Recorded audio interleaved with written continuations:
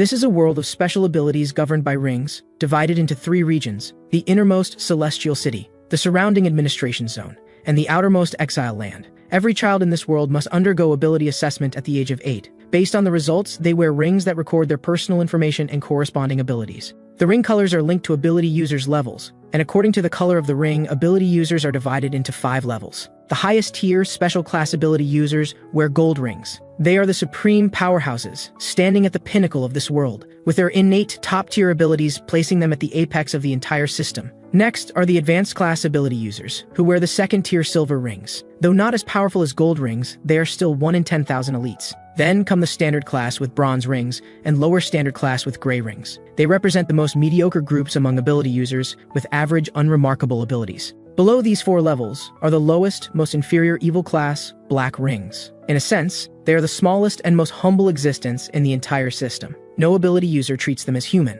The exile land is located at the outermost area. Buildings here are dilapidated, presenting scenes reminiscent of the apocalypse. A boy named Shang Yu stands before a glowing billboard, staring blankly at its contents. The billboard advertises the Death Life Club, a 7-in-1 elimination tournament where 7 people participate in each match, but only 1 survives. The winner receives a prize of 3 million. Shang Yu looks at the flickering lights on the billboard, thinking that with those 3 million, he should be able to buy that thing for him. Just then, another young man appears behind him, patting him and asking, "Ayue, what are you looking at?" Shang Yu anxiously tries to block the billboard, saying, "Nothing, Ahun, let's go." Before he finishes, Akun tilts his head and sees the billboard's content. The Death Life Club, huh? Saying death is hope is complete bullshit. What hope is there in death? Such slogans are clearly crafted by silver hands. After all, they just treat the lives of us black rings as a game, making us kill each other for their entertainment. Saying his, Akun suddenly realizes something, and looks at Shang Yu with a strange expression. "You're not having any weird ideas, are you?" Seeing Shang Yu shaking his head vigorously, Akun nods. "Good. It wasn't easy raising you." Shang Yu scratches his head and asks, "By the way, did you collect today's supplies?" Akun grins, lifting his cloak to reveal 2 boxes of supplies strapped to his shoulder along with his mechanical right arm. "Of course, we can feast tonight." Shang Yue smiles slightly when he sees the supplies, but his expression darkens when he looks at the prosthetic arm. He can see the arm is severely deteriorated, causing serious rejection in Ahun's body. It can't be delayed any longer. Ahun notices Shang Yu's gaze and hastily covers his cloak, saying lightly, "Quick, hide it. If others see our supplies, they'll give us trouble." With that, he pulls Shang Yu away, and Shang Yu allows himself to be led. In front of a truck, a man is fighting with an old man over supplies. The old man cries out, "No, that's mine." The man angrily curses, "Looking to die, old man? Let go." With a final yank, he throws the old man to the ground. "Old fool, you've lost all your teeth. What do you need to eat for? Hogging supplies? You might as well die soon." He then drives away in the truck, leaving the old man crying on the ground. The man carelessly tosses the supplies into his truck, which is already full of looted goods. This scene unfolds before Shang Yu and Ahun as they pass by. Shang Yu whispers, "Looks like we can't use this route anymore. Let's go around." But Ahun says, "Wait." Shang Yue notices Ahun looking at the old man and frowns, whispering, "Ahun, you're not thinking of..." Before he finishes, Ahun takes out a box of supplies and throws it to the old man, then says, "Quick, let's go home. Don't linger outside." The old man sees the supplies and scrambles over, grabbing them without bothering to thank anyone before running away. This is life in the exile land. People fighting endlessly for food, and those without self-protection abilities can only wait to die. After doing this, Ahun and Shang Yue take a different route home. What they don't know is that as soon as the old man enters a building with the supplies, several people block his way, eyeing the goods hungrily. Humanity, kindness, trust, these qualities are worthless in the sin-ridden exile land. Those like Shang Yu who survive here are no different from being abandoned by God. After taking a winding detour, the two arrive at an abandoned garage. Asun walks up and pulls open the roller door. Shang Yu puts the supplies in a storage cabinet and counts them, saying, "Ahun, I've asked about going to the administration zone. Once you get your new prosthetic arm, you'll be eligible to apply to live there as a worker, although we'll see each other much less often." At this point, Shang Yu notices Ahun isn't making any sound and asks curiously, "Ahun, are you listening?" When he comes out, he sees Ahun has already fallen asleep on the sofa. Shang Yu takes a blanket and gently covers him. Looking down, Shang Yu sees Ahun's old prosthetic arm that he's removed. He picks it up and sees the word malfunction on the display screen. Unconsciously, Shang Yu thinks back to that day. When they were children, Ahun accompanied Shang Yu to collect supplies. Shang Yu told Ahun to wait while he went to get them. In this way, Ahun stayed where he was. Suddenly, a pair of hands reached out from a side alley, grabbed Ahun, and dragged him into the darkness. When Shang Yu returned with the supplies, Ahun was nowhere to be seen. As he searched everywhere, a chilling creaking sound came from a side alley. Shang Yue followed the sound slowly. But the scene before him left Shang Yue frozen in place. Ahun lay there, a blurry figure crouched on the ground, gnawing on Ahun's right arm. The figure looked up and saw the stunned Shang Yu. The person smiled, a bone-chilling smile, holding up Akun's severed arm toward Shang Yu. What, you want some too? This scene left a deep, indelible shadow in young Shang Yu's heart. Now Shang Yu has always felt that if he hadn't left Ahun alone there, perhaps everything would have been different. He sits on the bed, staring blankly at the sleeping Ahun, then gently puts down the prosthetic arm and whispers, Ahun, wait for me. This arm is what I owe you. I'll be back before dawn. He quietly opens the roller door and leaves, closing it behind him before walking away without looking back. Shang Yu doesn't know that his action today will stir up what kind of storm and change his fate. At the registration point outside the Death Life Club in the Exile Land, two staff members look a person in front of Shang Yu up and down, nodding and saying, this physical condition is good. Get on the bus. Finally, it's Shang Yu's turn. He feels nervous as the staff member takes a scanner and scans the black ring on Shang Yu's neck, but a system error prompt appears, showing none of Shang Yu's information. The two staff members are confused, looking at each other. What's going on? Never encountered this error before, one says. Shang Yu quickly explains, I get this prompt every time I collect supplies. It's been years, but it doesn't cause any problems. The staff member wearing a head-mounted display frowns slightly. Has this happened before? His colleague shakes his head. Never heard of it. In the Exile Land, it doesn't matter. But if you want to enter the administration zone, you should be careful. So they scan Shang Yu's black ring again, but still get system error. By now, the people behind Shang Yu are getting impatient. Can't register? Then hurry up and get lost. There are still people waiting, one shouts. Shang Yu ignores them completely. One hot-tempered person gets angry. I'm talking to you. Why are you pretending to be deaf? He says, slapping Shang Yu on the head. The blow is so sudden that neither the staff nor bystanders react in time. Shang Yu just turns around and stares expressionlessly at the person. This makes the person angrier. What kind of look is that, kid? Shang Yu ignores him and turns back to continue talking to the staff. Please scan once more. I must participate in this competition. Suddenly, Shang Yu feels a gust of wind from behind. He dodges sharply to the side, just avoiding a powerful kick from the person behind him. Shang Yu is unharmed, but the person behind him had stepped too wide and performs a split on the spot. The two staff members laugh and say, this kid is good. No information is fine. We'll just upload a new file. Among the onlookers, a man with disheveled hair smoking a cigarette frowns slightly. The person on the ground struggles greatly to stand up. His face is contorted with pain as he snarls, I underestimated you, punk. He reaches behind and pulls out a dagger. Just as he's about to attack, Shang Yu's information is uploaded, and he's invited onto the bus. The staff stop the man, saying with a cold smile, you can kill him at the arena if you want. Though angry, the man looks at the bronze ring on the staff member's neck and suppresses his rage. Even though they're just Silver's dogs of standard class, they're not someone a black ring like him can handle.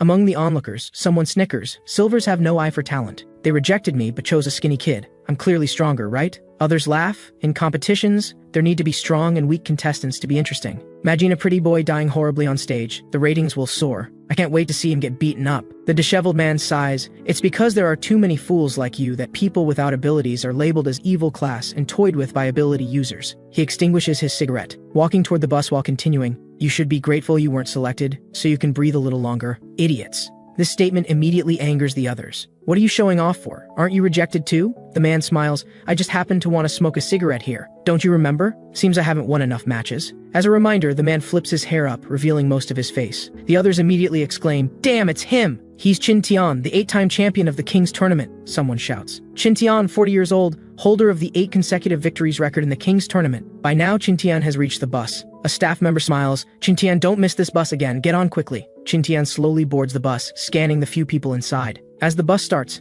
he finds a seat and sits down, his thoughts drifting away. Cheer for your miserable survival. This is a one-way bus. There's no escaping death's fate. On the other hand, at the Jurisdictional Systems Library, which located at the center of Administration Zone, and all ring bearers' detailed information is recorded there. Someone stands at the main system control panel, hands flying over the keyboard. Suddenly, his hands stop as he stares at the screen. Then he laughs, muttering, these eyes are really identical to hers. Child of God, could it be you? On the screen is the newly entered data about Shang Yu. On the bus, Shang Yu doesn't know he's been targeted. He's staring out the window, lost in thought. He just wants to get back before dawn. Otherwise, if Akun finds out, he'll definitely get a beating. Suddenly, in the glass reflection, Shang Yue sees the person who fell earlier standing beside him with a short knife. As the knife swung down toward him, Shang Yue presses the adjustment button under his seat. His body falls backward rapidly, then his left leg rises sharply to kick the person's wrist. The short knife is kicked away, embedding in the roof of the bus. Shang Yue jumps up from his seat, facing off against the person. Qin Tian slightly raises his eyes, expressionlessly watching the scene. Seeing Shang Yu stand up, the man laughs arrogantly. Good.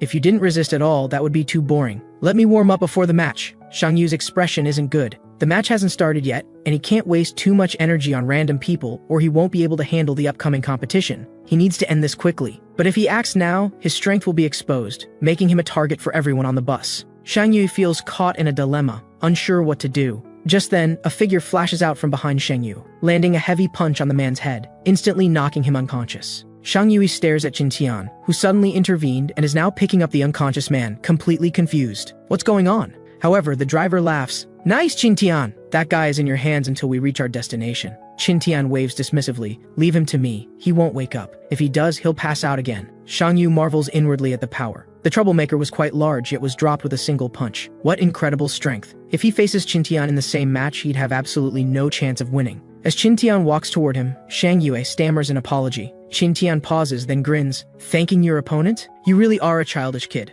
But you're lucky. You won't face me yet unless you win tonight's match. Shang Yue interrupts Qin Tian. Actually, I wanted to warn you. Before he can finish, the knife stuck in the roof falls due to the bus's bumping, hitting Qin Tian on the head, leaving him speechless. After this small episode, about half an hour passes before the bus reaches the massive wall separating the exile land from the administration zone. After a series of checks, the bus enters a tunnel. As the light ahead grows brighter, a new world unfolds before Shang Yu. Tall buildings, dazzling lights, endless streams of vehicles moving on clean, tidy roads. The entire scene displays unprecedented prosperity. This is Shang Yu's first glimpse of such splendor since he can remember. This is the high-class living area, the administration zone. It's a scene completely different from the exile land. The colorful lights reflect in Shang Yu's pupils, momentarily mesmerizing him. Soon the bus reaches its destination, the Death Life Club arena. In front of the arena stands a giant statue holding a scythe, wearing a robe, gazing skyward. As they disembark, the troublemaker somehow causes problems again and gets beaten by Qin Tian, while Shang Yue stares at the statue. Though imposing, for some reason, Shang Yue feels uncomfortable looking at it. At the center of the arena is the Iron Dragon dueling platform. Flames surge around it, stirring the audience's blood.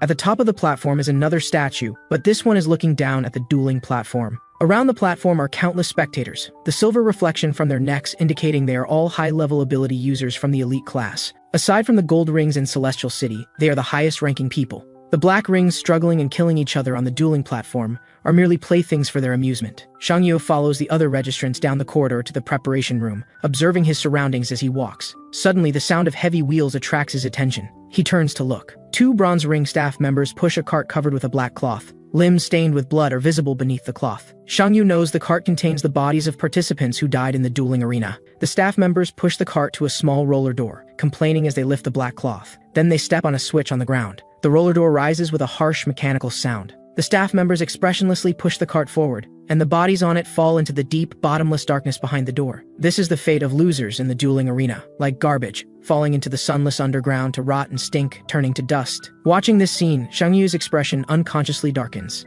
Meanwhile, in Celestial City, at the Liu family residence, a female steward stands before a massive door, slightly bowing. Electrical currents continuously seep out from behind the door. The silver ring-wearing steward speaks. "Young master, the prophecy day has arrived. Are you ready to depart?" As she finishes, the huge door slowly opens, and a tall figure walks out. The golden glow on his neck flashes momentarily. Simultaneously, in the arena's preparation room, all 6 people who came with Shang Yu are present. All 7 wear numbered vests. The atmosphere in the preparation room is extremely tense. The troublemaker who earlier confronted Shang Yi holds a short knife, glaring at him with hostility. To his right are 2 people, one with brass knuckles, the other with a dagger. Across from them are 2 people holding clubs, one with a retractable baton, the other with a spiked club. As for our protagonist Shang Yu, he's impressive indeed, holding nothing, perfectly empty-handed. The elimination rules state that with 7 participants per match, only 6 weapons are provided. The order of weapon selection is determined by the predicted win rate from the audience. Those with higher win rates choose first. Shang Yu ranks dead last with only 1.2% support.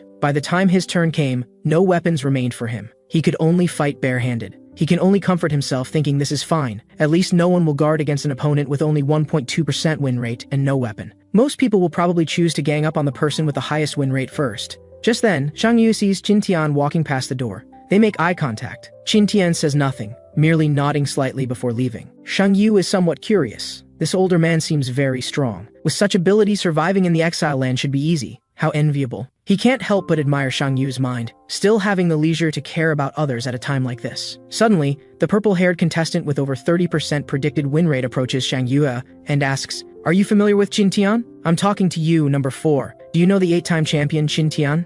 Shang Yu remains wary, saying expressionlessly, "I don't know him." The purple-haired man clearly doesn't believe it. "Then why would he help you on the way here? I didn't think he was the helpful type. You're not hiding your strength or something, are you?" "From what I know, Qin Tian only appreciates those with powerful abilities." Shang Yu shrugs. "You're overthinking. Aren't I the one who doesn't even qualify for a weapon?" The purple-haired man moves closer to Shang Yu, staring into his eyes threateningly. "You'd better not be lying to me, or I won't let you off." Shang Yu doesn't move, but not because he's calm. It's because the purple-haired man has pulled out a gun and pressed it against his stomach. A clear, pre-match intimidation. Just then, a piercing whistle sounds. The match is about to begin. The people in the preparation room all stand up, ready to enter the arena and struggle to survive in this slaughter. In a fight in the ring, there's only one way out for the loser. It's death. The 7 contestants are about to enter the arena when they're suddenly stopped by staff members. One says, "Contestants, to ensure the match's entertainment value, please wear these devices before entering." He opens his hand to reveal 7 button-sized mechanical devices. Shang Yu doesn't recognize them, but someone does, shouting, "Damn, microbombs.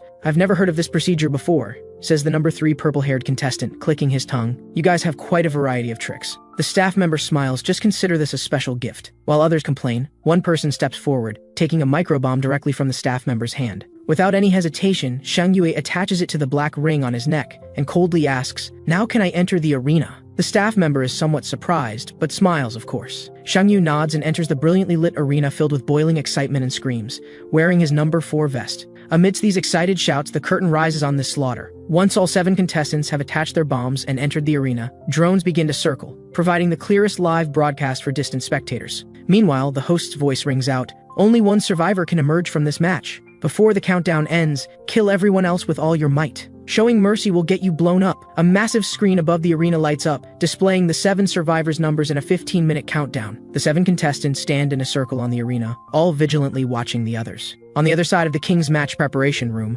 several veteran duelists watch the live broadcast on screen. One asks, "Who do you think will die first?" Someone laughs, "Number 4, of course. That kid doesn't even have a weapon. Look, number 5 is targeting him." The first speaker also laughs, "Poor thing. Then I'll bet 10,000 on number 4. But after eagerly watching the screen for a while, their expressions gradually become puzzled and incredulous, because they discover something strange about the kid who should have died first. Jin Tian, looking at the screen, laughs. On the arena, the match has entered a white-hot state. Number 5 Feet's spiked club has smashed a hole in the wire mesh. But now number 5 is questioning his life choices. He's been chasing Shang Yu for quite a while without landing a single hit. Why can this guy easily dodge all his attacks? With this thought, he roars and launches another attack at Shang Yu, only to be easily avoided again. He launches attack after attack in disbelief, but Shang Yu moves fluidly, dodging left and right. These attacks can't even touch his clothes. Finally, Shang Yu sighs, "This is too slow." The statement has 0 killing power but maximum insult. Number 5 nearly passes out from anger. He swings his spiked club at Shang Yu's head. Shang Yu ducks to avoid this blow, seeing number 5 full of openings. He throws a straight punch, hitting number 5 right in the face. Number 5 isn't badly hurt, but Shang Yu, the puncher, staggers and nearly falls. In the King's tournament preparation room, the contestants all notice. This kid's reaction ability is extraordinary. Shang Yu waves his punching hand, which is actually swollen from the punch. Number 5 also realizes that this kid's attacking power is too low. His punch felt like nothing on his face, so he loudly mocks Shang Yu. Shang Yu scratches his head. "Is it possible that your face is just too thick?" This statement completely breaks number 5 Feet's composure as he roars that he'll kill Shang Yu. But then a cold voice sounds behind number 5. "Who are you going to kill?" As the voice ends, a cold, long blade is pressed against number 5 Feet's neck. The number 2 troublemaker, who had earlier argued with Shang Yu, smiles wickedly and continues, "He's mine." With that, he slices number 5 Feet's throat, tossing the body aside. Shang Yu can feel that the killing intent emanating from number 2 is incredibly heavy. Number 2 wipes the blood off his blade on his shoulder, staring at Shang Yu. "You made me lose face on the bus. I haven't settled that score yet. If you were killed by someone else, who would I vent my anger on?" With number 5 Feet's death, 2 people have died in this match. Finally, someone can't bear it and starts to break down. Number 6 grabs the wire mesh and cries out, "I forfeit. I'm quitting the match. I don't want the prize money. Please let me out." But no matter how he pleads, the staff outside make no move. Finally, they just shake their heads. Then one takes out a remote control-like device and presses it hard. Immediately, the microbomb on number 6 Feet's neck lights up red and begins to flash rapidly. In less than 2 seconds, a huge explosion occurs, the flames instantly consuming number 6 Feet's head. Seeing the headless corpse fall, the nearby number 1 contestant nearly breaks down in fear, continuously screaming. Meanwhile, number 3 with the purple hair has already killed his opponent. He sits on the corpse watching the scene, clicking his tongue in annoyance. "My spotlight was stolen." As he turns to look at the headless corpse, a flash of inspiration suddenly strikes him. So he reaches back and pulls the microbomb off the neck of the corpse beneath him. On the other side, Shang Yu is now struggling to deal with number 2. Number 2 Feet's speed and strength are far beyond what number 5 had shown. Each time, Shang Yu barely dodges the attacks. Shang Yu now understood that this guy had been holding back in the car before, and his speed and strength were much higher than before. Shang Yu glances at the knife wound on his leg. Continuing to dodge like this will only drain his energy and delay the inevitable. He needs to find a solution, a way to break through this deadlock. Shang Yu's mind drifts to memories of his childhood. The exile land is a place where one must always be vigilant. Shangye and Akun learned this lesson many years ago, so neither of them ever slacked off, knowing that laziness could mean death at any moment. After practicing together for some time, Ahun discovered that Shangyu must have put all his tech points into agility. At first, Ahun could land a few punches, but later he was drenched in sweat and couldn't touch Shangyu's body. Shangyu's terrifying perception was almost like that of an ability user. Ahun laughed and told Shangyu, "I admit your reaction ability is strong, but you can't win by just dodging when facing danger. Attack is the key to victory." Shangyu said nothing, just sweating, wanting a break. Ahun acted as if he didn't see it, confidently smiling. "From today, we must train harder." Looking at the excited Ahun charging toward him, Shangyu shouted in annoyance,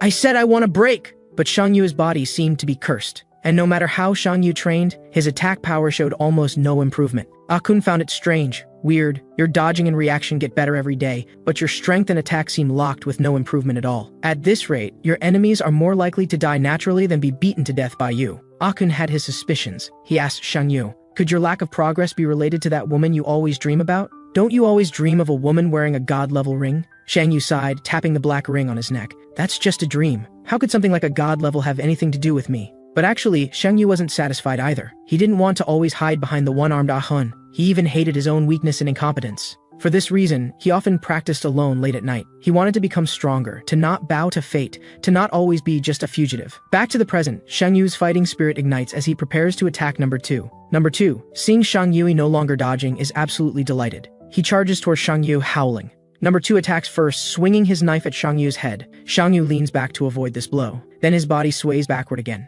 avoiding number 2 feet's backhand slash. At this moment, number 2 appears full of openings to Shangyu, so he uses all his strength to punch toward number 2 feet's face, but number 2 easily catches his fist with one hand. Number 2 laughs, "Kid, what's going on? There's no strength in this punch at all. Are you trying to tickle me?" As he speaks, number 2 grabs Shangyu's hand and swings him up, then throws him far away. Shangyu lands hard but immediately rolls and quickly gets up. Number 2 laughs more arrogantly, "Useless thing, so you're just a rat that only knows how to hide." He walks menacingly toward Shangyu, the pressure making Shangyu tremble involuntarily. In the king's tournament preparation room, everyone is confused, especially Qin Tian. He's puzzled. Why is this kid both strong and weak? So strange. Could he be hiding some trump card? But just then, number 3, who has been holding back, suddenly throws something toward the two men's heads. Shangyu looks up in surprise. He sees a blurry black shadow flying rapidly toward a drone not far above. When Shangyu realizes what it is, his heart sinks. It's a microbomb, the one number 3 removed from his victim's neck. Shangyu knows it's bad, but it's too late. Number 3 raises his gun and shoots in the drone's direction.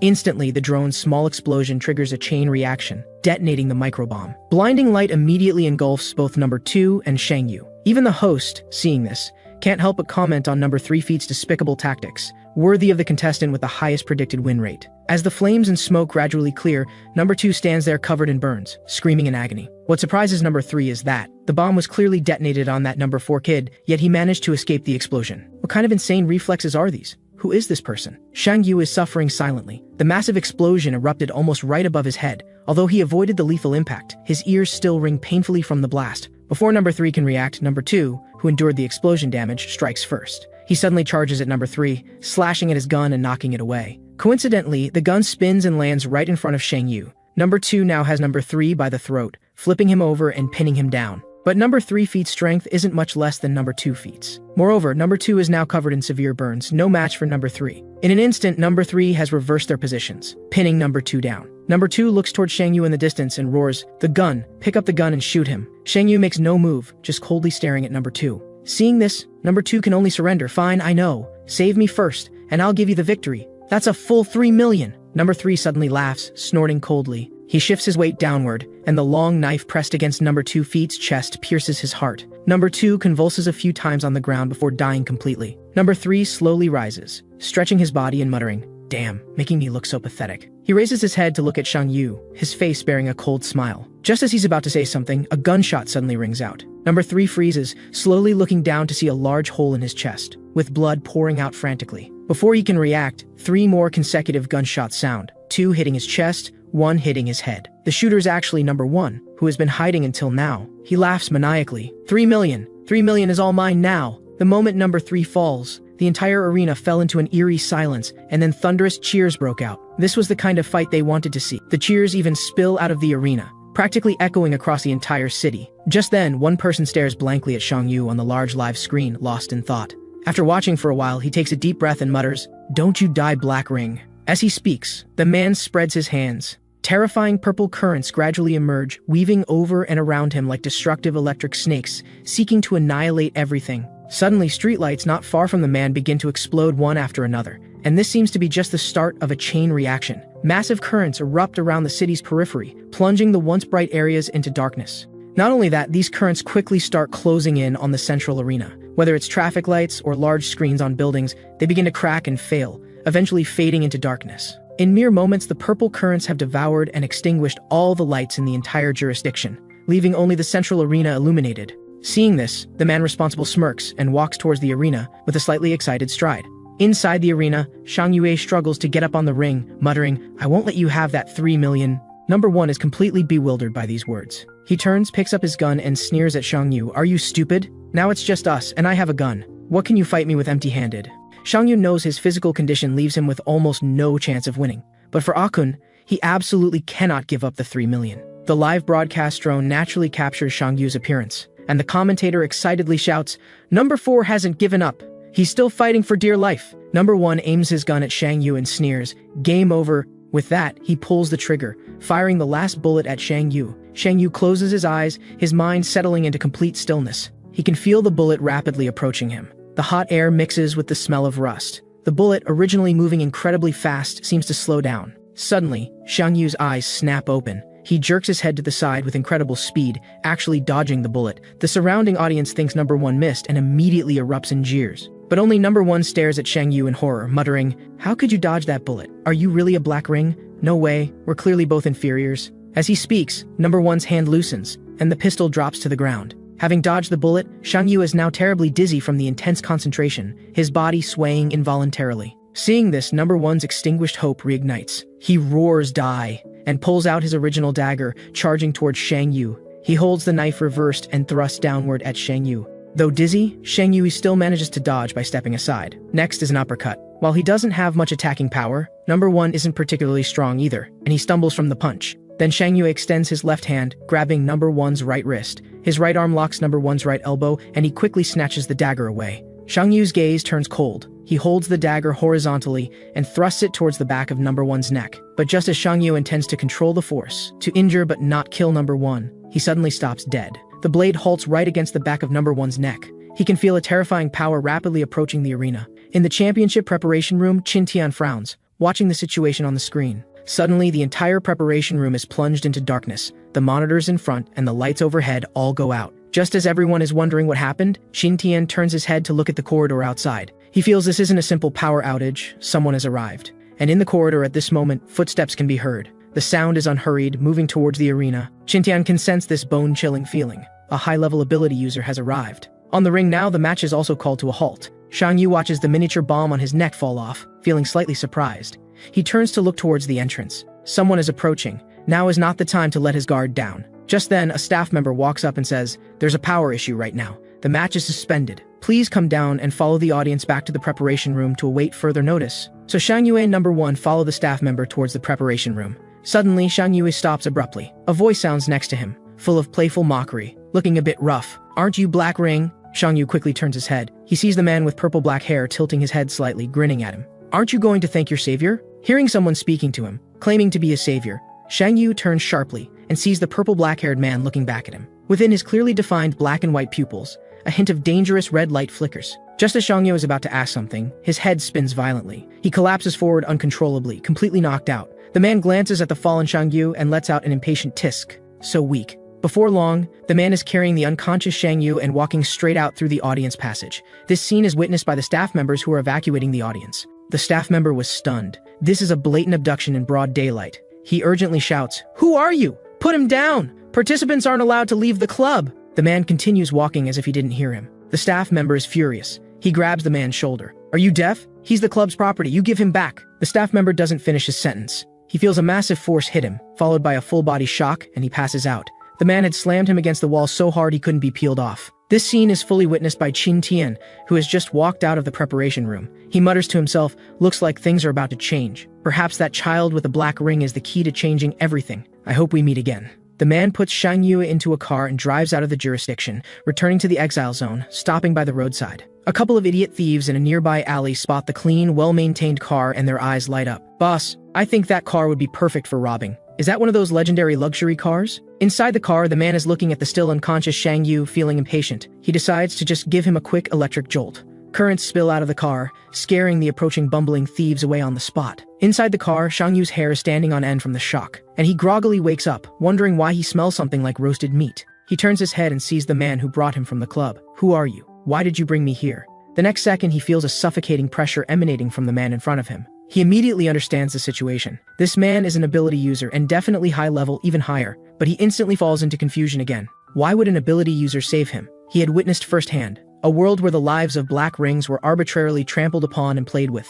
While thinking, Shang Yu quietly places his hand on the car door handle. More than satisfying his damned curiosity, he wants to make a quick escape right now, wanting nothing to do with these ability users. Just as he is about to open the door, the man speaks, "My name is Lu Jichuan." Hearing the surname Lu, Shang Yu is instantly stunned. Nothing else matters. The Lu family is a special grade family, ranked third among the 8 great families. Thinking this, Shang Yu's gaze unconsciously drifts towards the back of Liu Jichuan's neck. Under his collar, could it be? Liu Jichuan grins as if he knows what Shang Yu is thinking. You guessed it. He then pulls open his collar, revealing a dazzling circle of golden light inside. Then he points at Shang Yu. "I advise you not to think about escaping. From now on, your life is my responsibility, child of God." Shang Yu's brain overloaded on the spot. He was dumbfounded. "Child of God? What is that? Did you even think before you spoke?" As if seeing Shang Yu's confusion, Liu Jichuan begins to explain. Legend says above the golden special grade ring, there's another level, the God level, the rainbow ring. God level is an invincible existence. One person can match hundreds of golden special grades.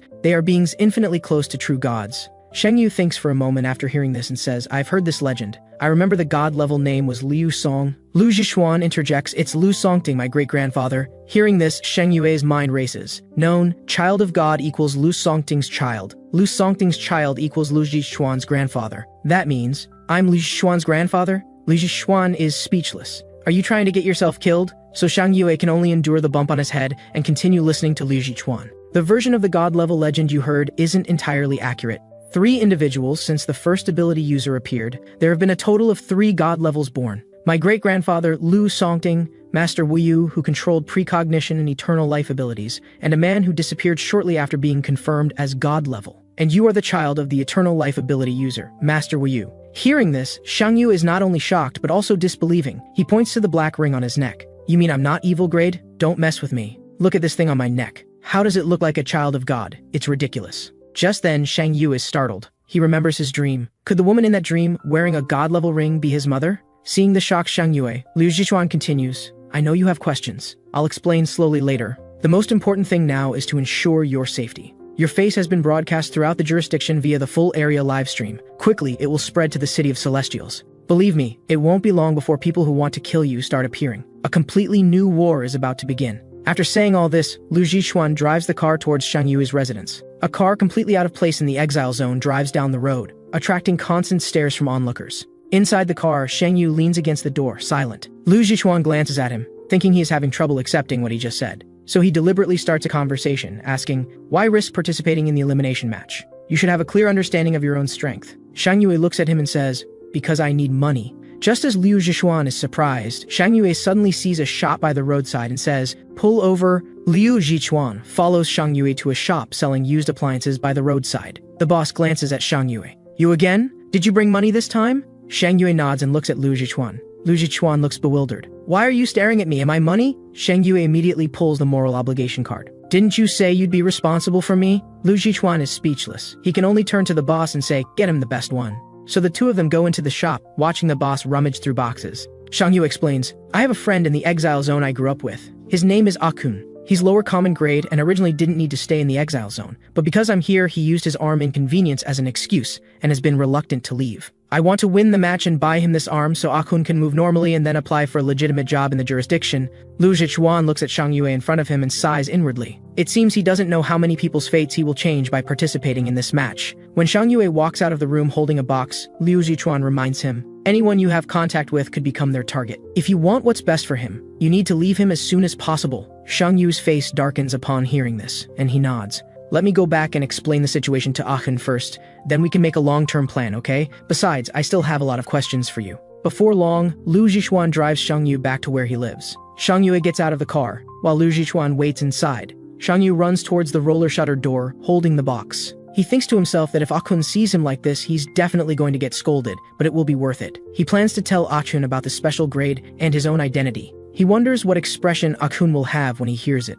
Thinking this, he pulls up the roller shutter door and smiles at the darkness inside. Akun, stop sleeping, look what I brought back! He walks inside in the dark as he speaks. Suddenly, he kicks something underfoot, causing him to stumble. When he looks down using the faint light, he sees Akun's prosthetic limb on the ground. A splash of dark red on it looks particularly glaring. Just then, a stranger's voice is heard from inside the room. You're finally back. I've been waiting for you for a long time, Shang Yu. If I hadn't seen it with my own eyes, I wouldn't believe it. Hiding in this filthy place where ability users are reluctant to step is indeed a good idea. A figure wearing a silver ring emerges from the darkness. He smiles and snaps his fingers. Immediately, the lights in the room turn on. The figure sits on the sofa, his foot on Ahun, and says with a laugh, "It's an honor to meet you, child of God." The person says something else, but Shang Yu can't hear it anymore. He looks at Akun's lifeless body, and his mind descends into chaos. This is followed by a heartbreaking roar. The silver ring is still narcissistically spreading his hands, saying intoxicatedly, "I was the first to find you. I'm the closest person to God now." Shang Yu stares at Akun's body, throws the box he was holding,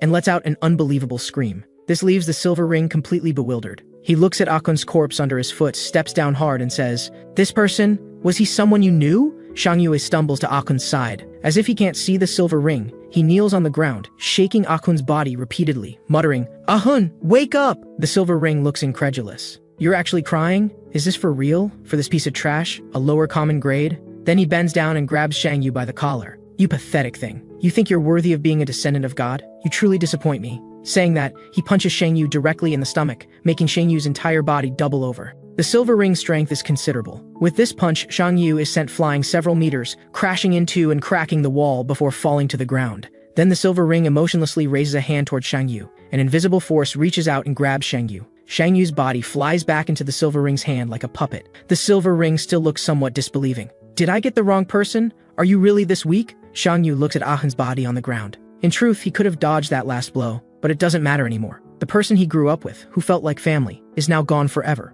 Why wasn't it him who died? And now, the force in the silver ring's hand tightens. Shang Yu can feel his life rapidly draining away, but he has given up struggling. Perhaps dying like this is the best option. Suddenly, Shang Yu feels his consciousness sink violently downwards, as if falling into a door. The next instant, two hands reach out from within that door. One grips the doorframe, the other presses on Shang Yu's head. A voice rings out in Shang Yu's mind, "Get out of the way, coward!" Just like that, Shang Yu falls into the pitch-black door, and another Shang Yu walks out from it. That Shang Yu looks at the falling Shang Yu with disdain. Then, with a click, the door closes completely. The silver ring, still clutching Shang Yu, instantly feels something is wrong, but it's already too late. Shang Yu suddenly raises both hands and grabs the silver ring's arms. The next instant, a strange power erupts. Shang Yu twists his hands and sends the silver ring flying. He slowly exhales a puff of white mist, which seems drawn to him, swirling around him. Then he slowly lifts a foot and walks towards the silver ring, who has fallen to the ground. The silver ring is now full of terror. That single move from Shang Yu just now completely twisted off his left arm. He looks up again and sees Shang Yu is already close. The white mist swirling around him emanates an endless chill. The silver ring looks up and begins to beg for mercy. "I didn't mean to. Please let me go." He's not admitting his mistake. He senses the danger from Shang Yu in front of him. His aura is completely different from before. He keeps begging for mercy, lowering his head. But this prevents him from noticing his surroundings. Behind Shang Yu, the objects in the room are starting to float. The next second, the silver ring suddenly lunges, launching a sneak attack, reaching out his right hand toward Shang Yu. But Shang Yu watches the attack approaching, his pitch-black eyes showing no emotion. The next instant, the attacking hand abruptly stops in front of Shang Yu. It's not that the silver ring doesn't want to continue attacking. His hand is no longer obeying him. It's then he sees the floating objects behind Shang Yu, and his heart trembles violently. This is the ability of telekinesis. Before he can react, Shang Yu lunges forward and punches the silver ring squarely in the face. He was knocked several meters away. At this time, Shang Yu no longer looked weak. He was simply a magic berserker. The silver ring was hit by the punch and smashed against the wall, causing a large part of the wall to collapse. This isn't over yet. Shang Yu waves his hands, and the floating objects pursue the silver ring. The silver ring can only roll and crawl on the ground to dodge these attacks. But there are too many things floating behind Shang Yu, and Shang Yu's hands don't stop. Finally, after dodging a crashing metal cabinet, the silver ring knows he can't keep this up.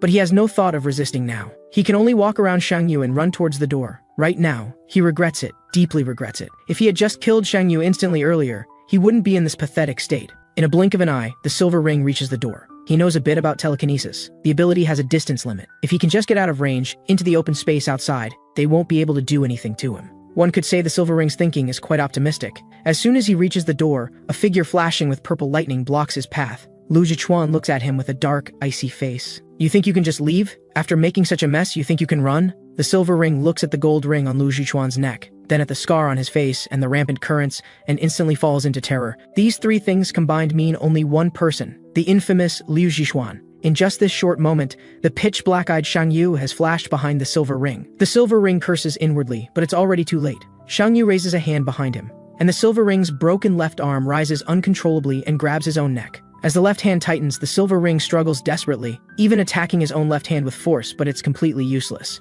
Finally, with a crack, he snaps his own neck. The Silver Ring's body sways, and he falls to his knees with a thud, dying on the spot. Shang Yu's body also sways. Then he kicks the Silver Ring's corpse aside like trash. Afterward, he turns his head, his eyes like abysses, staring at Lu Zhichuan. Lu Zhichuan smiles at this scene. What, are you going to fight me too? Before Lu Zhichuan can say another word, Shang Yu's eyes roll back, and he falls face first to the ground. Honestly, it was a hard fall. The white mist around Shang Yu also begins to gradually dissipate. Liu Zhichuan watches this scene and can't help but frown slightly. This seems a little different from the prophesied child of salvation. Who knows how much time has passed? The sky is gradually getting dark. Shang Yu, who has been sleeping soundly on the sofa for a long time, suddenly calls out Ahun and sits up, clearly startled awake from a nightmare. He slowly gets up and looks up to see the figure under the white cloth on the metal bunk bed in front of him. Shang Yu looks up slightly and sees Lu Zhichuan standing by the door smoking. Beside him is the Silver Ring's corpse, now unrecognizable. Lu Zhichuan seems to sense something and slightly turns his head. You're awake. Shang Yu doesn't reply. Forcing back the sadness in his heart, he stands up and limps to Ahun's corpse. He tremblingly lifts the white cloth and sees Ahun's lifeless face.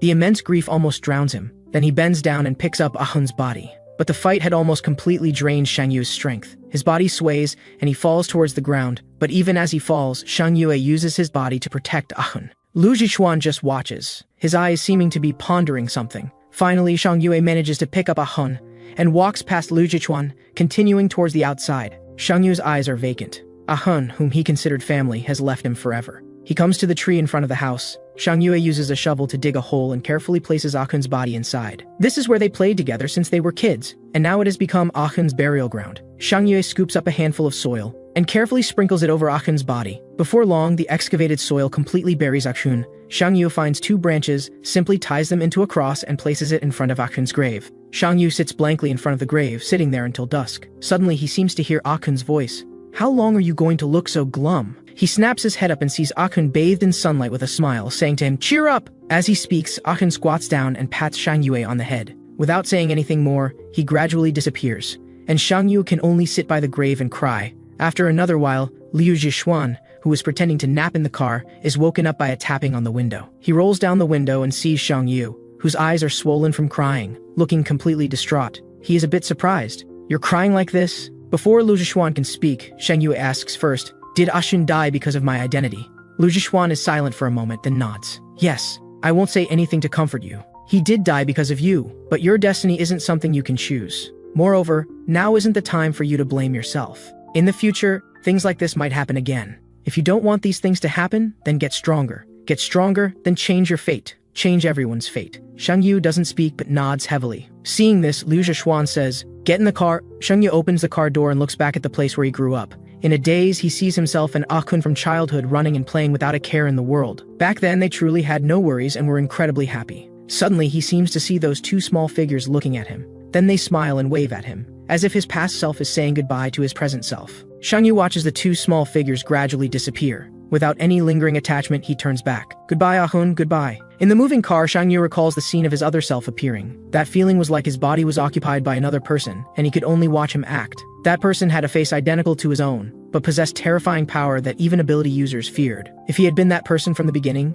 perhaps Ahun wouldn't have died. Thinking this, Shang Yu is suddenly startled, then he clenches his fists in frustration. How could he have such a pathetic thought? Liu Zhichuan's car drives down the street, looking completely out of place in the exile zone. People on both sides of the road, whether gang members or thugs, stare intently at the car. Shang Yue sees Liu Zhichuan driving randomly and asks in surprise, what are we doing? Liu Zhichuan answers with 2 words, location scouting, picking a building with a good view to be our base of operations. You also need some clean clothes. Before Shang Yu can even say thank you, Liu Zhichuan suddenly slams on the brakes. If it weren't for his seatbelt, Shang Yu would have hit his head on the dashboard. Liu Zhishuan looks at the building in front of them. It's a red and black building. Although it's also old overall, it's much better than the other dilapidated buildings. Liu Zhichuan examines it sufficiently and nods. This can barely work. Let's get out. They arrive in front of the main door and see two people holding weapons standing guard, looking unfriendly. Which gang are you from? State your names. Shang Yu also shrinks back slightly and whispers, Liu Zhichuan. This is the Black Bear Gang's territory. We should find another place. The Black Bear Gang is quite strong in the entire exile zone, mainly dealing and reselling supplies and operating illegally obtained integrated resources. Liu Zhichuan smiles slightly at this.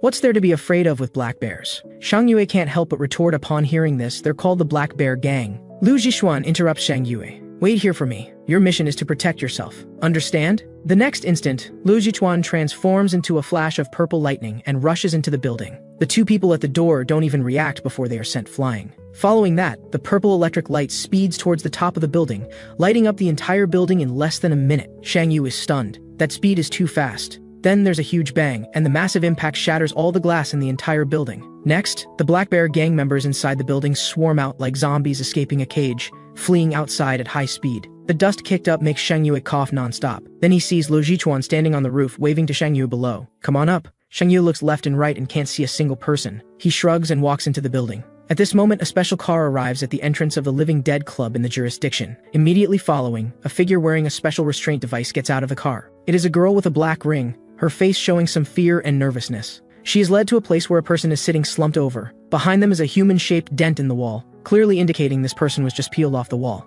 The girl comes in front of the person sitting on the ground, places her hands on their head, and emits waves of faint light. After a moment, the girl stops her actions and collapses to the ground as if exhausted. The men in black who brought her frown and ask, "How is it? Did you see the attacker's appearance?" The girl is sweating profusely but still nods and says, "A purple black-haired gold ring, the rare Thunder Shadow." When he left, he took away a young man wearing a black ring. Hearing this, the men in black nod and say to their companion, "All right, send her back to the research lab." The girl looks at the person who died completely because of her ability, a look of shame and sorrow on her face. She mutters inwardly, "I'm sorry." After escorting the girl into the car, the men in black say to their companion, "Young Master Liu is publicly going against the 8 great families. But what's the deal with him taking that black ring? Forget it. Let's report the situation first." On the other side, Shang Yue is now in a completely unfamiliar environment. Blood-red light seems to surge in the surrounding darkness. Akun's voice keeps ringing out, as if crying out to Shang Yu for help with all his might. Shang Yu runs endlessly towards the sound, but it feels like there's no end. Suddenly, the scene before his eyes changes. The silver ring who killed Ashin appears before him, howling like a distorted monster.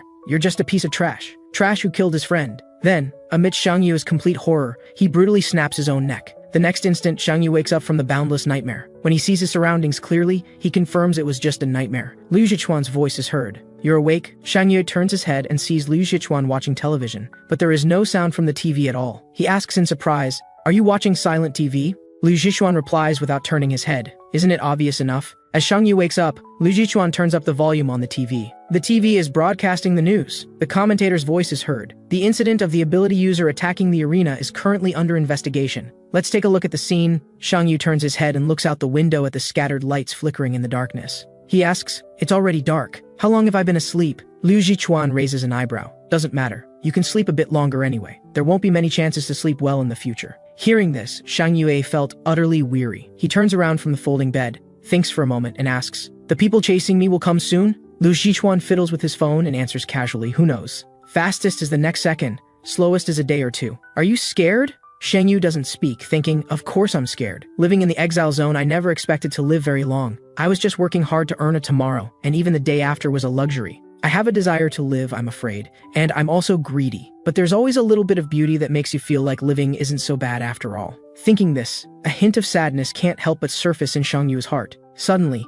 he feels a pain on his head. Liu Zhichuan has thrown the remote control at him. "What are you spacing out for?" Shang Yu rubs his head and sighs. "Liu Zhichuan, I know you're strong, but if a lot of enemies come, what should we do then? I don't want to drag you down." Liu Zhichuan can't help but laugh when he hears this. Then the corner of his mouth lifts. "Who said you're the only one next to me?" Meanwhile, on Liu Zhichuan's phone, there is a temporary group chat interface. Above it is the location information he shared, and below it shows that 4 people have read it. Shang Yu is slightly surprised by this. Liu Zhichuan leans back, relaxing, and speaks with a hint of curiosity. "But I'm also very curious. What choice will those 4 make? Will they uphold the promise from 18 years ago and protect you, ignore your life and death, or have they simply defected to the Lin family?" Shang Yue is somewhat surprised. Choice? What do you mean? Aren't those four our allies? Hearing this, Liu Zhichuan falls into a memory and slowly begins to speak. In the past, Master Wu Yu had 6 trusted families besides our Liu family: Han, Zhou, Su, Pei, and He. Master Wu Yu's faction believed that the rings intensified the evil in people's hearts, and she wanted to create a society where ability users and non-ability users could coexist harmoniously. Naturally, this was opposed by the other faction. Among them, the Lin family was the most fiercely opposed. Later, the Lin family allied with many xenophobic families and launched a war. Master Wu Yu had a premonition of the impending crisis, and she gathered my father's generation. That was the first time they met you. Master Wu Yu knew this request might be somewhat selfish, but she still implored everyone present not to forget their mission. Because once compromised, ability users would become existences that destroy the world. 18 years later, bullying, oppression, and ability users' disregard for human life will make the entire world even more cruel and merciless. Lady Wu Yu firmly believes that inside and outside that wall are 2 completely different worlds. This is the result of allowing ability users' power to expand unchecked. Lady Wu Yu has placed the choice in the hands of those present, only asking that their descendants might save this child when war erupts again in the future. And Lady Wu Yu promises that when this child awakens, they will surely become the one who rights society's order. Just like that, not long after the first generation battle began, Lady Wu Yu's side was defeated. Since then, the special class has tightened control over the rings, and Lady Wu Yu was captured by the Lin family. Everything related to Lady Wu Yu was destroyed, as if this person had never existed. The Celestial City underwent earth-shattering changes. The 8 great families completely reshuffled their rankings, with the Lin family separating all of Wu Yu's loyal families, monitoring their every move. So for the next 18 years, these descendants bearing this mission had to pretend not to know each other even in public, unable to contact one another, preventing the Lin family from detecting their intentions. Speaking of this, Liu Zhichuan glances at his phone, wondering how many people still remember this plan after 18 years? But even if they're all enemies, Liu Zhichuan is confident he can handle them all. At this moment, Shang Yu hangs his head somewhat dejectedly and says, "Have I disappointed you?" Hearing this, Liu Zhichuan expresses surprise before frankly replying, "That's right, I did want to see what kind of child the god mentioned, one who could change the world look like. The result is quite ordinary. I'm somewhat disappointed." Saying this, Liu Zhichuan pauses briefly before continuing, "But I don't regret it." Hearing these words, Shang Yu looks up somewhat surprised, then stands and walks toward the storage room. "Thank you. You must be hungry, right? I'll go find something to eat." Once inside the storage room, Shang Yu leans against the door and slowly slides to the ground. He grabs his wrist, forcing himself to stop trembling. Recalling what Liu Zhichuan said his mother had said, his entire body shaking uncontrollably. Even though he had struggled to survive in the exile zone since childhood, and was even drugged and captured for organ harvesting, if he hadn't mysteriously awakened, he would have already died on that operating table. Having grown up with difficulty, he participated in the Living Dead Club competition, and nearly became waste material like those dead black rings. "I'm sorry, Mom. I'm not the child you spoke of who could save the world. I can't even protect myself." "But why? Why, even though I think this way? Do I feel so unwilling to accept it?" Shang Yu clutches his clothes tightly, biting his lip. He knows there's no time now for hesitation. Who knows how many ability users will come for him? He must pull himself together. Just as Shang Yu makes his resolution, he suddenly feels the ground beneath him begin to shake. His heart skips a beat, and with several quick rolls, he dodges away from the doorway. The next instant, a massive pillar of fire erupts from where he was sitting, burning straight through the floor and ceiling. Shang Yu knows that ability users have arrived, targeting him. Outside the door, Liu Zhichuan lights a cigarette and mutters, "So you've come, Pei Xingwo of the Pei family. Seems you've become an enemy, huh?" Meanwhile, in the storage room, Shang Yu is already frantically dodging the flames. If not for his high agility and speed, he would have been roasted several times over. Shang Yu's mind is still clear. He can clearly feel that this fire is coming for him. But how is this possible? Locating his position so quickly, yet he hasn't even seen what the attacker looks like. Can this fire track his aura? As his mind races, Shang Yu keeps moving, hiding behind a shelf. Through the gap, he looks toward the direction of the fire, and discovers something that chills him to the bone. The fire chasing him can actually split, only to see that fire split into a smaller flame, directly hitting the shelf in front of Shang Yu, shattering the entire shelf. Shang Yu's first thought is to hold out, until Liu Zhichuan comes to rescue him. But the next second, he rejects this idea. If he can only rely on others' protection, he'll spend his whole life running. Shang Yu suddenly reaches out and grabs another shelf beside him, violently throwing it at the flame. The shattered flame transforms into multiple streams in the blink of an eye, hovering in mid-air. Shang Yu has had enough of this hiding. Looking at the approaching flames, Shang Yu's mind is incredibly clear. He quickly suppresses his aura. Since the flames track his aura to locate him, he'll make them unable to sense him. At this moment, he recalls Achun's words and smiles bitterly in his heart. "Achun, you were right. Dodging can't win a battle. If that's the case, then bring it on." As those flames approach, a massive explosion erupts, with fire gushing out from the storage room windows. At this moment, on the rooftop, a figure stands, with several flames circling up and down around her. Pei Xinghuo carefully senses around, slightly furrowing her brow. because in her perception, Shang Yu's aura has completely disappeared. Just as she's puzzled, suddenly Shang Yu's aura appears behind her. She hurriedly turns to look, only to see Shang Yu with steam rising from his body, breathing rapidly, staring at Pei Xinghuo and saying, "Found you." For a moment, Pei Xinghuo is astonished, just staring at Shang Yu, the two in silent confrontation. Despite Shang Yu's appearance, he's actually completely terrified inside, because he hadn't thought about what to do after finding this person, especially since his skills don't include any attack abilities. Pei Xinghuo steps up to Shang Yu, just looking down at him, making Shang Yu sweat profusely, even starting to wonder whether he should turn and run or kneel and beg for mercy. Suddenly, Pei Xinghuo smiles and says, "Well done, you pass." Hearing this, Shang Yue's head displays a big question mark. Meanwhile, Liu Zichuan in the room naturally hears the conversation between the two on the roof, a smile appearing on his face. Unlike Liu Zichuan, although Shang Yue isn't as quick thinking, he can guess that the person before him is testing him. His heart relaxes, almost collapsing, but he still forces himself to stand there. After all, this is the first time he's been acknowledged. He absolutely can't fall in front of Pei Xinghuo. Just as Shang Yue is about to lose support and fall, he suddenly feels the collar of his clothes being yanked upward. It's Liu Zichuan grabbing his collar. Shang Yu barely says a word of thanks before Liu Zichuan delivers a quick, precise chop to his neck, immediately causing him to roll his eyes and pass out. Liu Zichuan holds Shang Yue like this, raising an eyebrow at Pei Xinghuo. "Let's talk." Pei Xinghuo glances at Shang Yue, thinking this is indeed Liu Zichuan's style, and replies, "Of course." Liu Zichuan throws Shang Yu onto the sofa and covers him with a coat. Pei Xinghuo speaks with biting sarcasm. Super sensing is just slightly faster reactions after all. Lady Weiyu's child actually inherited such a useless ability. Our future is truly filled with hope and light. I might as well go home. Liu Zichuan listens with twitching eyelids, thinking this person's mouth is still so poisonous, but he still speaks. "I don't think so. Just now facing your sudden attack, he was able to hide his aura at the moment the flames were about to consume him, then accurately locate your position. Such bold judgment. Others might not manage it." Pei Xinghuo pouts, "That's only because I showed mercy. But your evaluation of him is quite high. What happened before I arrived?" Liu Zichuan recalls the black-eyed Shang Yue, who with one strike, made the silver ring break its own neck. But he doesn't say this, only smiling mysteriously. "There are indeed some interesting things." Then looking at Pei Xinghuo's neck, he raises an eyebrow. "We haven't seen each other for 16 years. Looks like your training has been tough." Pei Xinghuo touches the scar on her neck and smiles. "Likewise. Besides, you with that scar on your face have no right to talk about me." Hearing this, Liu Zichuan is extremely displeased but unable to refute, feeling quite uncomfortable. Pei Xinghuo looks out the window at the city and says softly, "Dawn is approaching. Who knows whether the next arrival will be friend or foe?" Liu Zichuan clicks his tongue. Whether friend or foe doesn't matter, as long as their mouth isn't so poisonous. Meanwhile, in Celestial City with its 4 seasons spring-like beautiful scenery, this is an area where only top-tier ability users can live. An environment completely incomparable to the exile zone on the outskirts. In the central district, a huge building designed in the shape of a ring stands out prominently. This is the assembly hall of the 8 great families. 2 staff members wearing silver rings look at the vehicles arriving below. One sighs somewhat sentimentally. This assembly hall hasn't been used for years. Reopening today must mean something big is happening. The other person glances in the direction of the elevator, snorting with some disdain. "I still miss the era when Lady Weiyou was in charge. How glorious this assembly hall was then. Those who came were the strongest of the families. Unlike now, what kind of things are coming? Just a few monsters pretending to represent the 8 great families. Ghosts, as the name suggests, are existences that cannot be exposed to sunlight. And the ghosts mentioned here are appointed by the current 8 great families, responsible for investigating the whereabouts of Lady Weiyu's descendants, while also handling various emergencies involving ability users who damage the world." In the elevator, a ghost wrapped in bandages mutters, "Want to pull out the tongues of those who talk too much." Then turns to look at another ghost. "That's what you're thinking, right?" The ghost with C written on his chest smiles. "How naughty. I never said that." But the next second, his eyes narrow, staring at the Chi family's ghost with murderous intent. "Eavesdrop on my thoughts again, and I'll kill you." The scene shifts to the assembly hall in Celestial City. At this moment, 7 figures stand around a round table with the images of Shang Yue and Liu Zichuan projected on the walls on both sides. The 7 ghosts look at these two with eyes full of deep vigilance and undisguised disgust. One of them speaks first.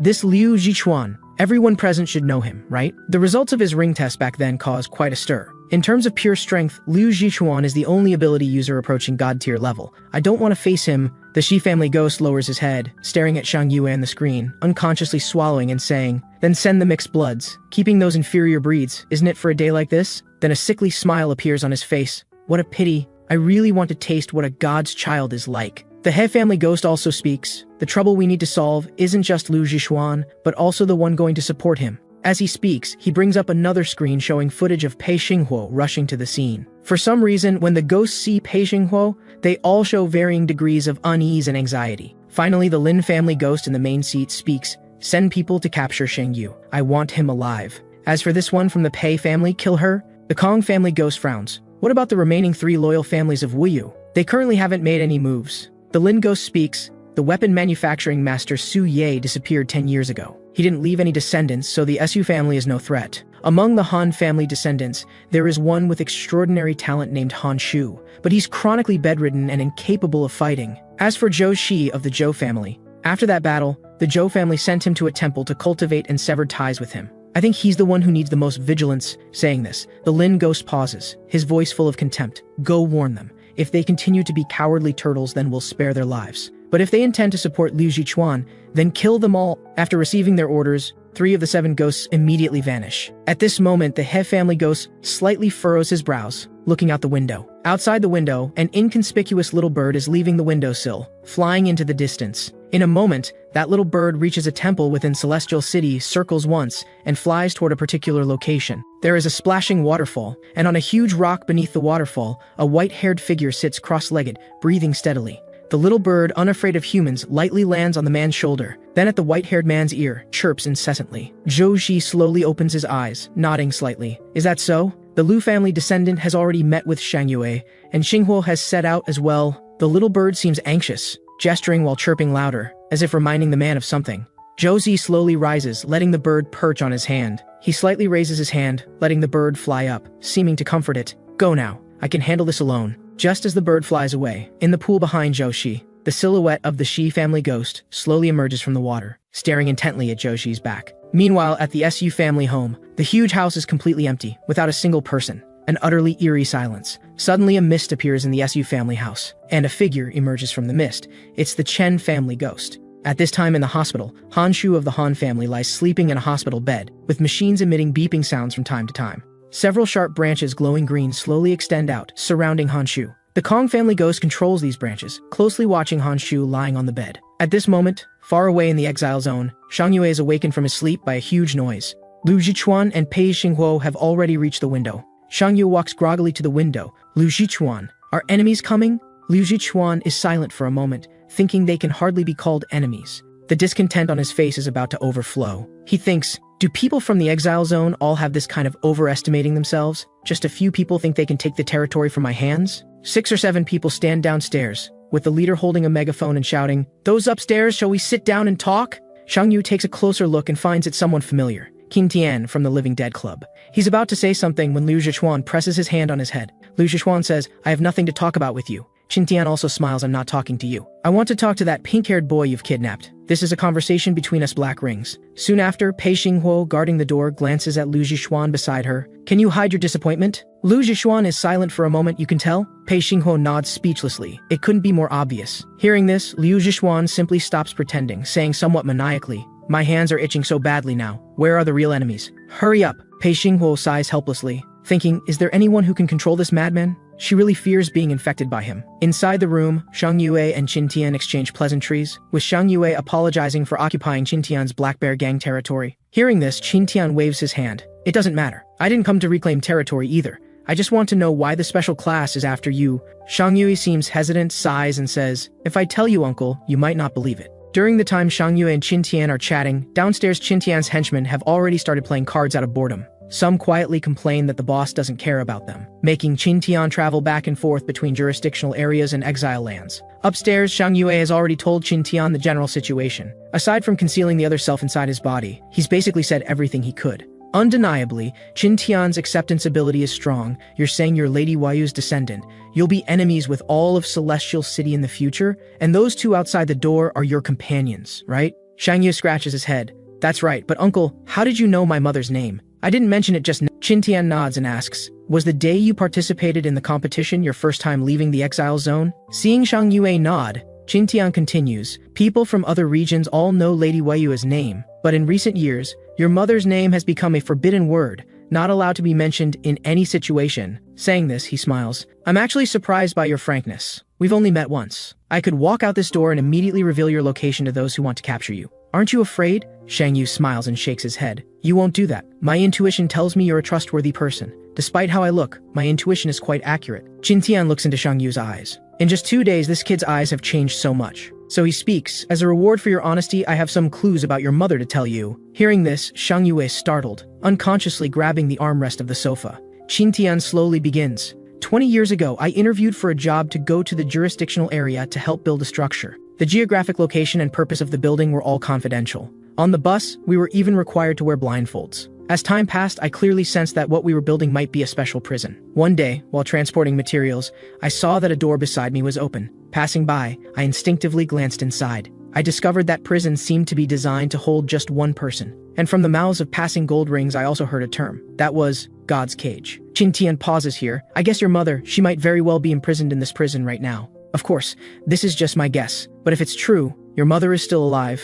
As the two converse on the other side at the Su family home, the Chen family ghost is now floating around in the empty mansion, but can't sense the presence of any living person. It seems the Su family is gone. He relaxes and prepares to leave. But at this moment, he detects a slight energy fluctuation coming from a doorway nearby, so he curiously passes through the door, only to see a shocking scene. The room contains a large amount of equipment, and on the largest circular platform stands a white-haired youth, with numerous lines extending from the machines, all connected to various parts of his body. The Chen family ghost frowns. Wasn't it said the Su family had no descendants? What's going on? Suddenly, the white-haired youth opens his eyes, revealing purple-pink irises. From the youth's perspective, it's as if there's a system in front of him, rapidly analyzing the ghost before him. The Chen family ghost is completely unaware, still looking the youth up and down, his gaze pausing at the youth's neck, then asking, "No ring worn? Even we didn't know of your existence. Who exactly are you? What relationship do you have with Suyi?" The youth doesn't answer. The analysis progress in his eyes has now reached 70%. Just as the Chen family ghost is about to become impatient, the analysis progress reaches 100%. Then the youth looks at the ghost before him and says, "Chen Yan."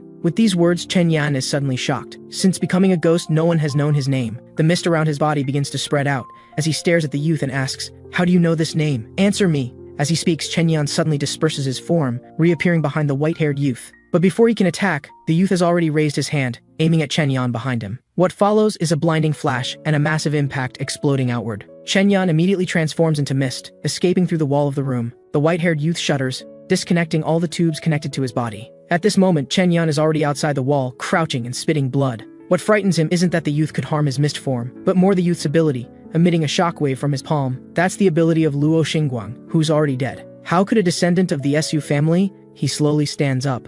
The most important thing now is to report the situation at the Su family house. This is completely different from the intelligence they have. He must tell others to be careful. We use remnants are not simple. But just as he's about to retreat, the space around him suddenly fills with a large amount of light purple mist, shocking Chen Yan. He anxiously observes all around, but the increasingly thick mist has already obscured his surroundings. Suddenly, his body freezes. The white-haired youth has already appeared behind him, the hand that severely injured Chen Yan now pressed against his back. Even more outrageous is that the mist formed by this white-haired youth is exactly the ability that Chen Yan as a ghost just used.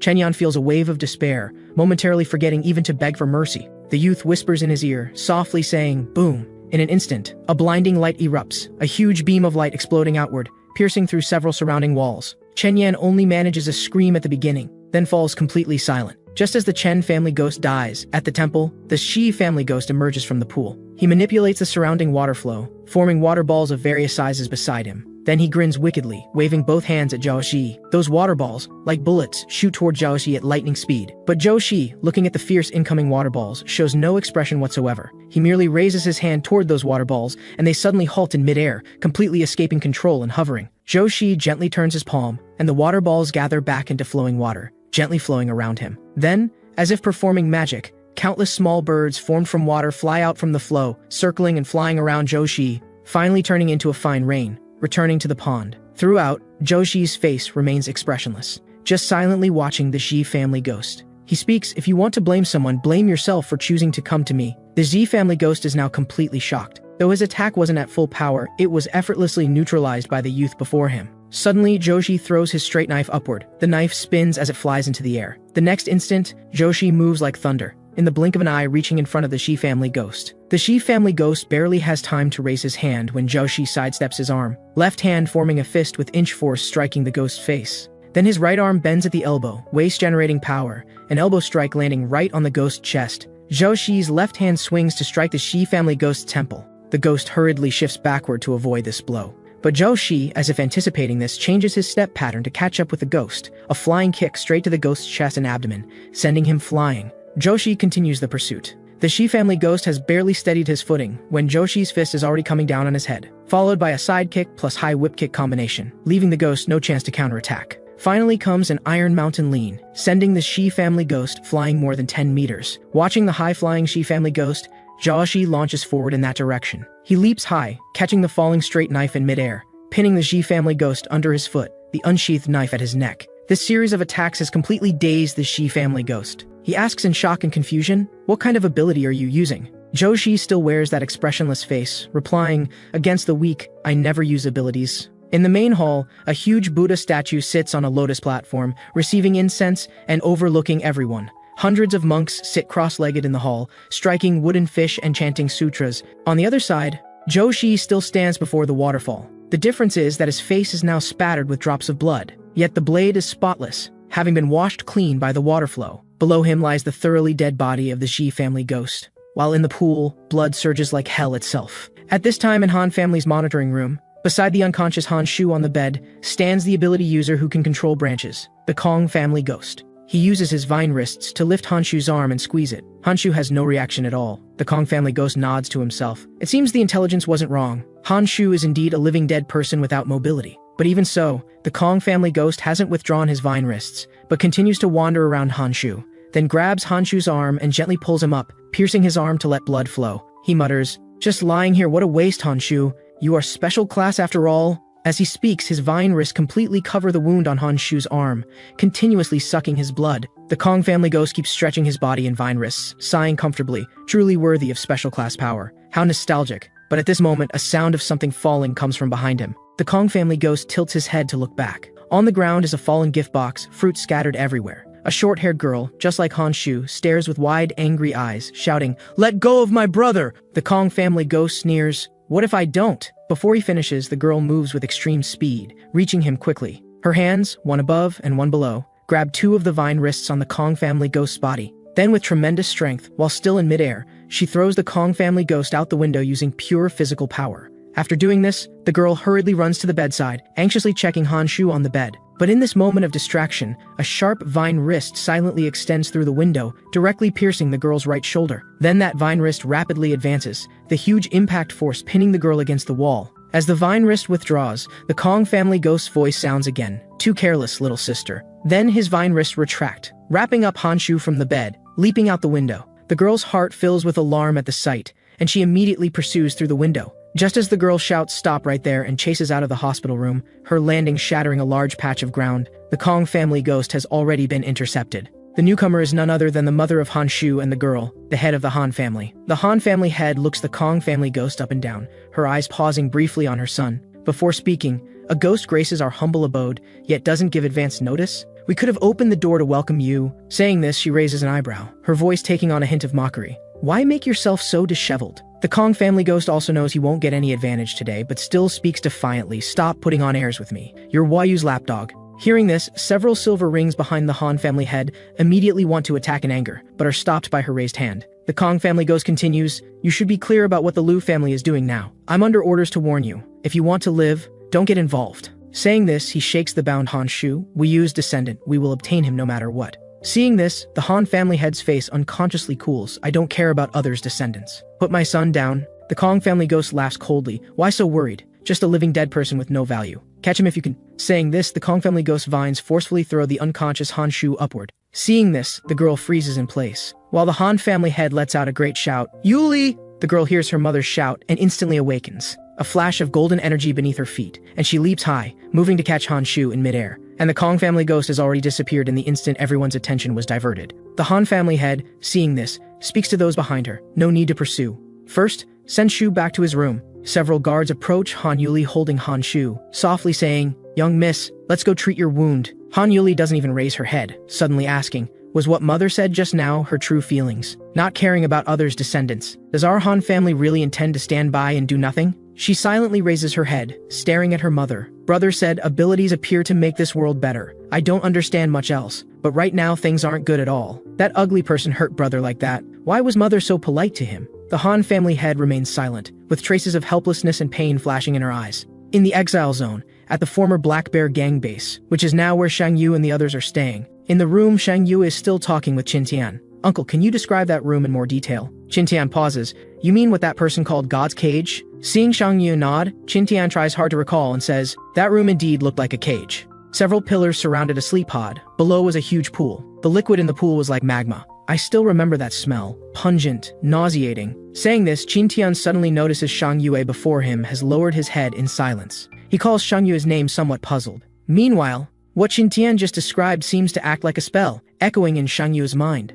His consciousness seems to drift above that magma pool. His heart begins to race, cold sweat involuntarily seeping from his body. Suddenly, a voice both familiar yet strange resonates in Shang Yue's mind. What can you possibly do? Hearing this voice, Shang Yu jerks his head up. Before him is no longer Qintian, but his mother, who repeatedly appears in his dreams. Lady Weiyu just stares at Shang Yu, her body flickering with strange light, like a system error, and in the flashes, another figure can be glimpsed. She speaks, "Give me your body." In an instant, Shang Yu regains clarity, his eyes turning cold as he says, "You're not my mother." Weiyu raises her hand, still smiling. "Correct, I am Shang Yu." The next moment, Weiyu transforms into black-eyed Shang Yu. He holds a pitch-black handgun aimed at Shang Yu's head, then pulls the trigger.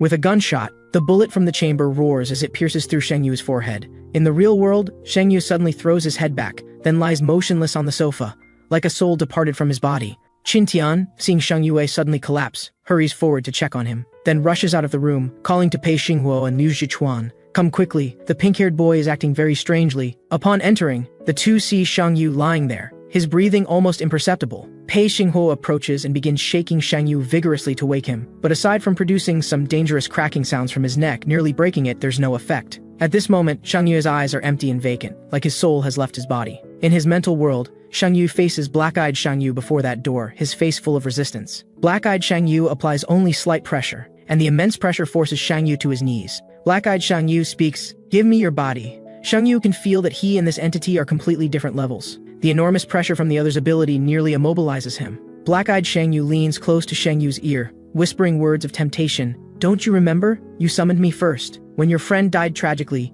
when you had no way to face your enemy, you called me forth. I replaced the cowardly you. How strange, why are you so resistant now? It makes me a little sad. In the coming war, only I can win. Give your body to me, and I won't disappoint them or you. So, give your body to me." Shang Yu's entire body resists, but now he can do nothing. Before black-eyed Shang Yu, he can't even make a sound. Black-eyed Shang Yu leans close to Shang Yu's face, continuing to whisper, "Come on, speak up. Say you're willing to give your body to me, coward." But at this moment, from the white door beside them comes a jarring electrical sound. Black-eyed Shang Yu frowns, cursing under his breath. There are too many interruptions. As soon as these words fall, Shang Yu's vision shifts, and he blurrily sees Qintian, Liu Zhichuan, and Pei Xinghuo standing before him. Liu Zhichuan, seeing Shang Yu react, says, "I told you, he prefers electric shocks to flames." Pei Xinghuo quietly extinguishes the flame in her hand. "Let's see if your shock has fried his brain." And in this moment of Shang Yu's blur, black-eyed Shang Yu's final words echo in his mind, "We'll meet again soon." The previously dazed Shang Yu instantly becomes alert. He suddenly reaches out, forcefully grabbing Liu Zhichuan's wrist. With this,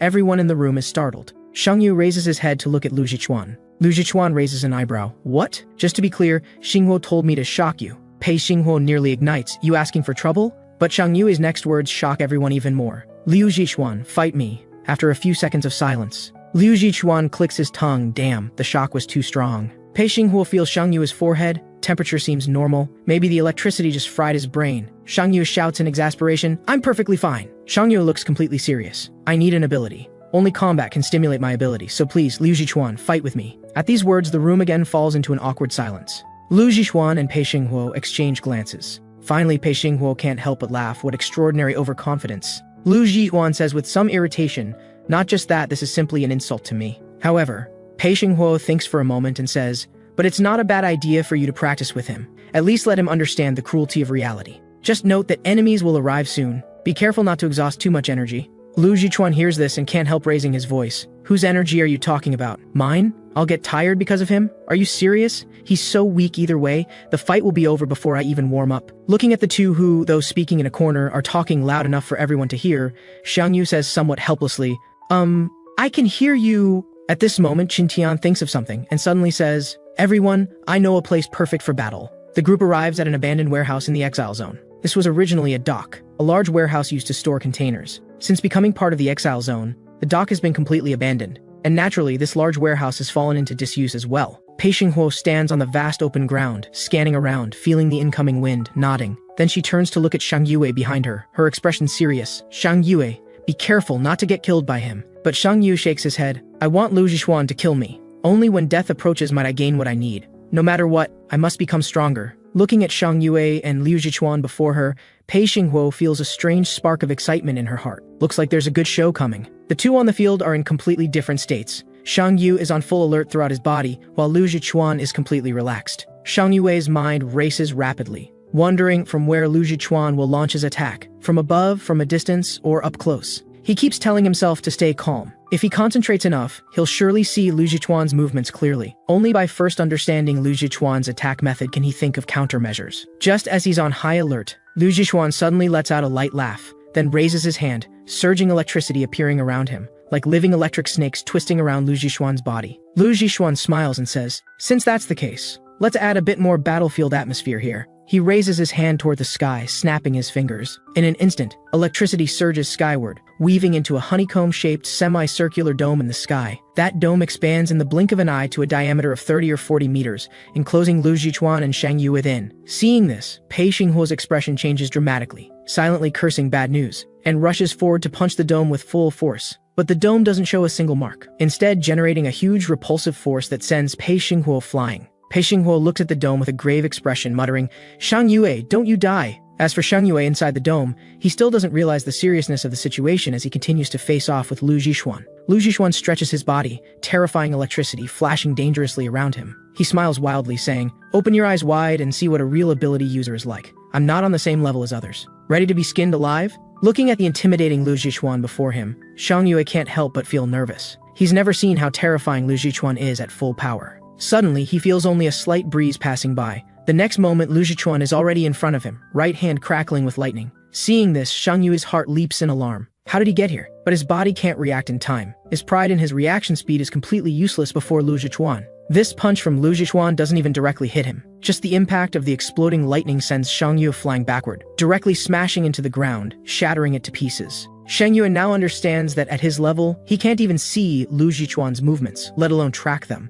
And Liu Zhichuan is still only using one hand. If he went all out, Shang Yue would have passed out by now. Liu Zhichuan looks at Shang Yu lying on the ground, his intimidating aura spreading out along with the lightning, even causing the space around him to distort slightly. He looks like a demon king emerging from ancient times. Liu Zhichuan smiles, "Hang in there, Shang Yue. I haven't even started warming up yet. If it ends this quickly, it would be rather boring."